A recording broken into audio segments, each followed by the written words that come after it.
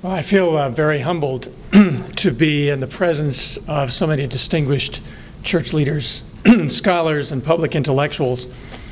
And I want to express my deep gratitude to the Lumen Christi Institute, the Committee on Social Thought, and the Center for Human Rights for organizing this remarkable conference and for inviting me here. I'm going to wander around. I'd like to present my own thoughts about religion, politics, and freedom, subjects I teach about frequently, and link them to Pacem and Terris. Whoops. There we go.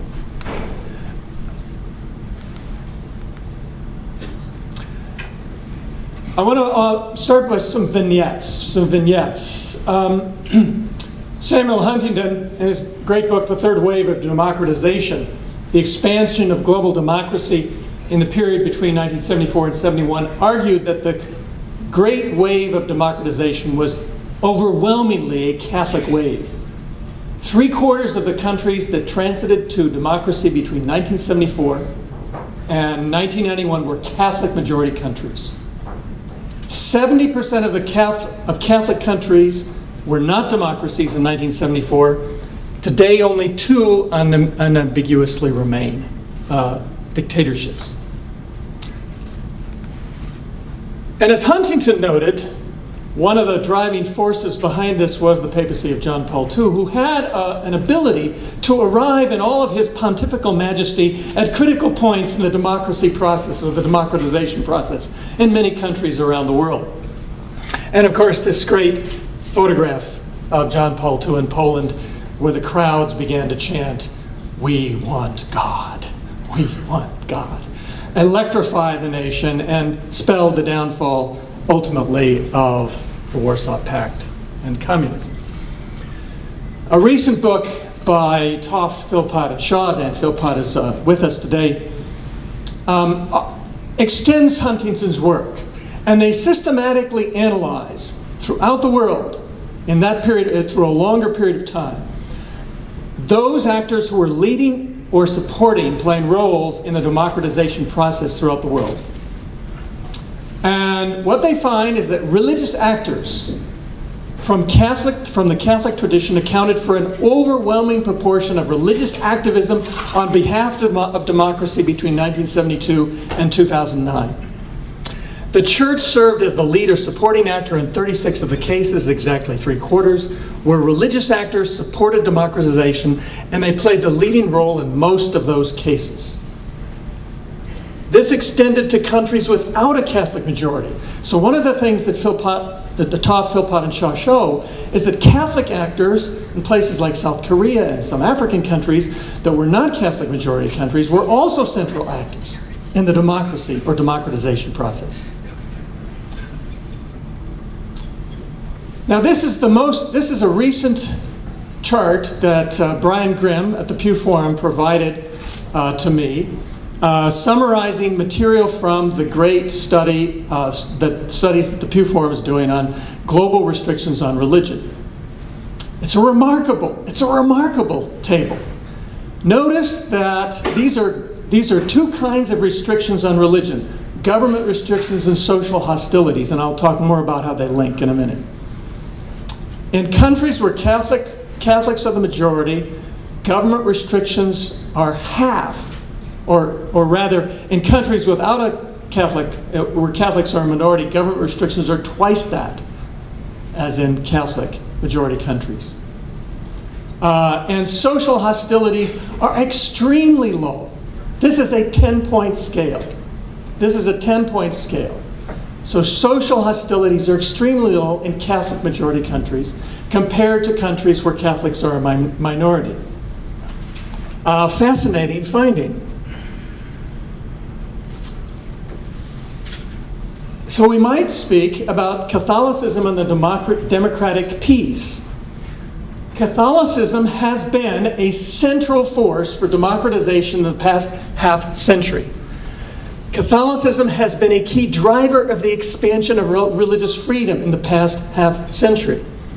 So we might go back to Kant's formulation of the democratic peace. The democratic nations do not make war on each other, and actually amend Kant, or offer an emendation. The democratic peace is actually rooted in the first freedom, that religious freedom consolidates democracy, that religious freedom fosters interreligious amity and reduces religious strife, and that religious freedom therefore contributes to internal and external peace.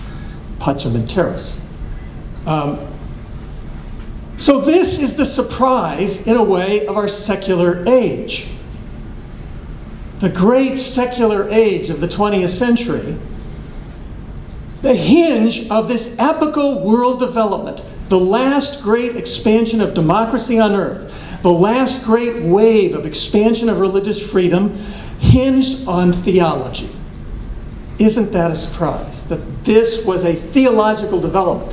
Huntington, in fact, traced the third wave to Dignitas Humanae, which freed the church to oppose dictatorships, freed it from the paternalistic fusion with government, placed it squarely behind human rights, and made it a powerful force for democratization.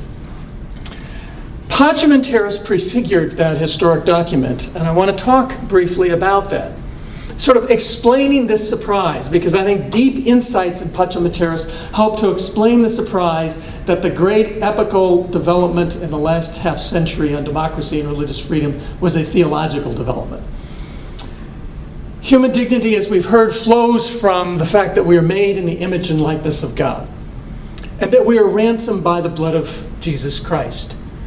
And true freedom, as Pope Leo said, safeguards the dignity of the human person. Religious freedom is central to this dignity, as we know.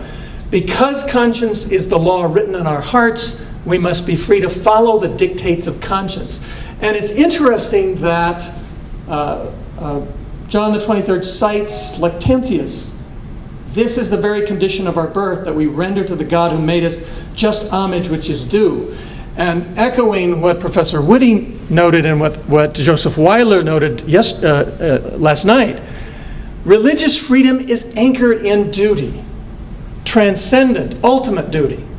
So it's not the freedom to do what we wish, but the freedom to do that which we must. And I think this is one of the key insights of Pacem and Terris and the key insights of Catholic social teaching on religious freedom. And it does it suggests to me timeless ontological insights. Who are we as human beings?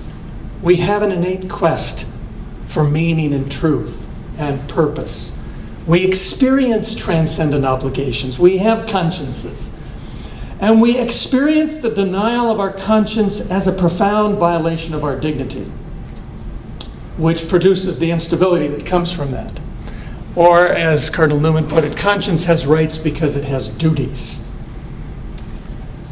This leads to some timeless political insights that I wish to develop a little bit more later.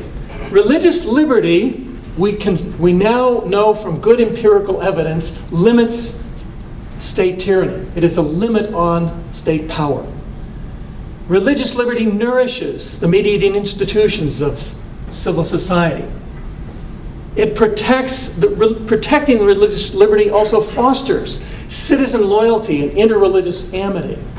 We have good evidence of that from Putnam and Campbell. And unless checked, state authorities will trample religious rights and intrude on the institutions of civil society. I think these are also timeless political insights.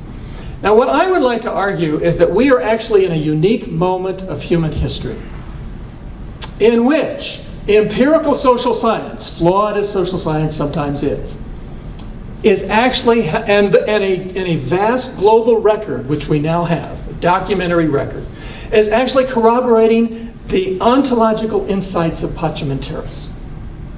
I think that's an exciting thing.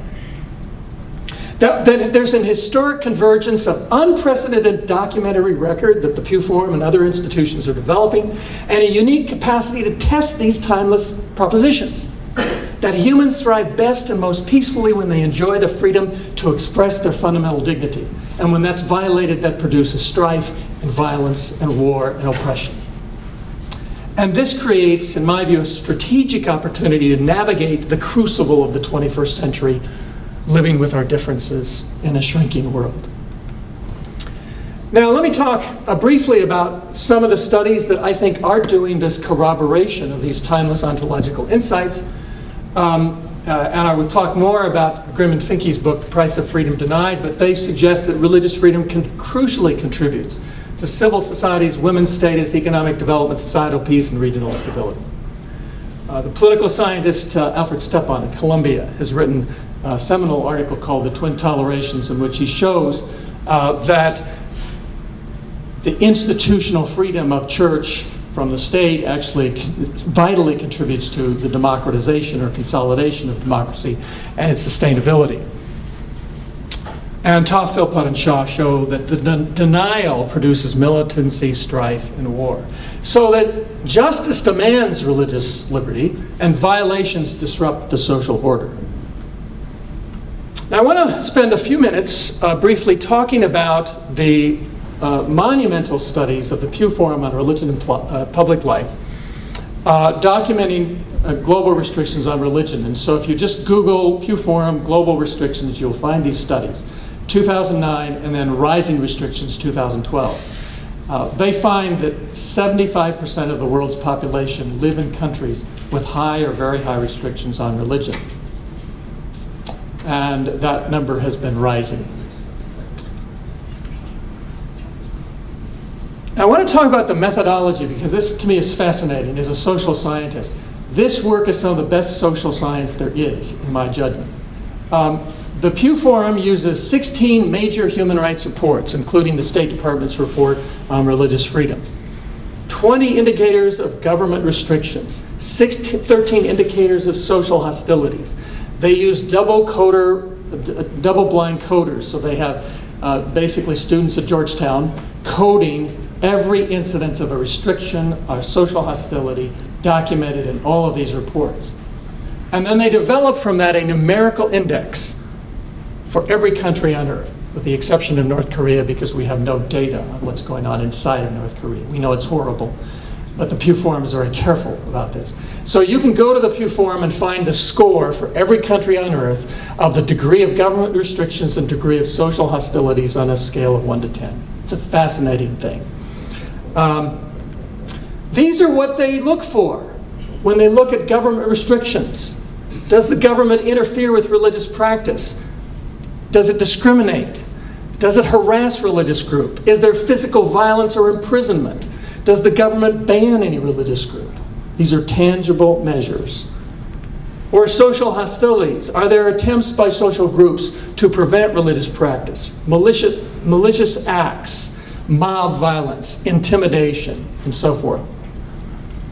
Taking these measures then, let's return to this table. What we are seeing is that in Catholic majority countries, government restrictions are low and social hostilities are even lower. Something is happening in Catholic majority countries that hinged on this theological change or transformation. And unfortunately, in the United States, the cradle of liberty, the place where our First Amendment first enshrined the guarantee of religious freedom, both government restrictions and social hostilities are rising, and the Pew Forum in its latest report actually had a special breakout section on the United States to document the significant increase in both social hostilities and government restrictions, and this happened before the HHS mandate and before what may come with gay marriage. So we're talking about before then. Isn't this remarkable that the United States has higher scores on government restrictions and social hostilities than the median of the 48 Catholic majority countries around the world? Now I want to end this discussion with an analysis of a major work that I just reviewed last fall for Books and Culture, The Price of Freedom Denied by Grimm and Finke, Brian Grimm and Roger Finke. And in that review, I argued that this book is a liminal book in the sense that it takes these timeless propositions about why dignity matters, why religious freedom matters, and actually applies the most rigorous empirical analysis to corroborate them. And Brian Grimm, of course, the co-author of this book, is the lead scholar of the Pew Forum Studies on Global Restrictions. Now, what Brian Grimm does, and Roger Finke, is they take that vast global data that the Pew Forum has assembled, and then they use the most sophisticated social science statistical techniques to correlate that with all kinds of other social goods to determine the extent to which these restrictions matter. So they develop a universal theory about religion, politics, and freedom, the title of my talk. In other words, they develop a theory about the connections between religion, politics, and theory, which they believe is universal and applies worldwide. Something unique or something rare in the social sciences, a nomological formulation that is universal and for all time, you might say. They draw upon the unique global data of this vast reporting enterprise that we now have in the documentary record, and they test the theory with sophisticated statistical methods and case studies. And this table presents just correlations, but it's, I think, illustrative of the kind of power that this project entails. Notice the correlations between religious freedoms with other freedoms and well-being in countries. And what they're reporting on is the degree of government restrictions and social hostilities and how that's correlated with other things. And notice political freedom. These are very strong correlations. Freedom of the press, civil liberties, gender empowerment, including economic freedom and so forth. So they find powerful correlations. Now, we all know in social science correlation is not causation. So they actually develop a theory derived from these figures about the nature of religious freedom, about the nature of religion, government, and society, that then they produce a model and they test that with the most rigorous statistical techniques. And this is their model. This is the model, in a sense, of religion, politics, and freedom that I think is the most persuasive that we have. There is, unfortunately, they argue, and they document with the most rigorous data that we have in empirical analysis, there is a religious violence cycle, that social restrictions on religious freedom or social hostilities lead to government restrictions on religion, which lead to violence related to religion, which leads to further social hostilities. They see this cycle because if groups are treated unfairly by the state, if people are picked on in society, it results in grievances and seditious movements and outbreaks of violence and more attempts by government to control. So governments attempt to control religion. That produces inequitable treatment of religious groups. That produces grievances. That produces more instability, which produces more attempts by government to control. It's a vicious, negative, violent cycle. But they also argue and show that there is a religious freedom cycle. That when groups enjoy religious freedom, when people have the right to their fundamental dignity, when religious communities can contribute to society and can operate freely, you get broader, more positive religious contributions to civil society and so forth. That leads to positive religious contributions to society, which then leads to greater religious freedom because states and governments realize that they can relax restrictions on religion and actually unleash the positive aspects of, you might say, positive competition. So that this actually provides true guidance to policymakers around the world, whose default position is often to try to control religion or to give favoritism to one group over another. So they actually have not only a theory that explains the world, but provides prescriptions. Now I want to conclude with a discussion of a project that is now unfolding that I hope you will pay, sort of watch for. We will be doing lots of lots of online postings and talks and seminars and so forth. But the Religious Freedom Project at the Berkeley Center at Georgetown University is embarking on a 2-year project called Christianity and Freedom historical and contemporary perspectives. Tim Shaw at Georgetown is heading that up. I'm co-chairing the steering committee on that. And what this project hopes to do, and in fact, Professor Woody is going to be one of our chapter contributors. What this project hopes to do is to take this great model that Grimm and Finke have developed, this notion that there is a real world connection between religion, politics, and freedom, and elaborate it both through history and in contemporary times by looking at the role and status and contribution of Christianity to freedom in the modern world. We are excited about that project, and I think what we're hoping to do is to actually change the understanding, the paradigm in the contemporary discourse about Christianity. So to summarize, we are at, I believe, an historic moment when the social sciences, the best of the social sciences, are corroborating certain timeless ontological insights about the nature of humanity and the nature of human dignity, and in some respects, ratifying, elaborating on the insights from Pacem and Terris. Thank you.